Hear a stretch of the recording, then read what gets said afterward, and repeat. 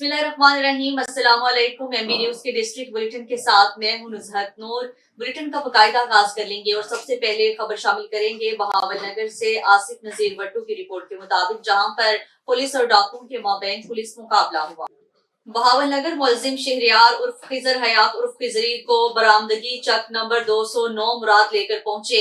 मुलजिम शहरियार उर्फ खिजर के नामालूम साथी आ गए, जिन्होंने ललकारा कि खिजर परेशान नहीं होना, हम तुमको छुड़वा लेंगे, और फायरिंग शुरू कर दी। पुलिस मुलाजमीन ने हक के बाहिफाजत खुद इख्तियारी के तहत जवाबी फायरिंग की। इसी दौरान मुलजिम शहरियार उर्फ खिजर खड़ा हो गया और अपने साथियों की तरफ भागा। जब फायरिंग का सिलसिला रुका तो मौका का जायजा लिया तो मुलजिम शहरियार उर्फ खिजर खून में लथपथ पड़ा पाया गया, जो कि मौका पर ही हलाक हो गया था। मुलजिम शहरियार उर्फ खिजर कत्ल, डकैती और राहजनी जैसी दर्जनों संगीन वारदातों में मुलविस था। नामालूम मुलजिमान रात की तारीकी का फायदा उठाकर मौका से फरार हो गए। मुलजिमान की तलाश के लिए नाकाबंदी कर दी गई है। अवाम की जानो माल का तहफ्फुज़ पुलिस की अव्वलीन तरजीह है।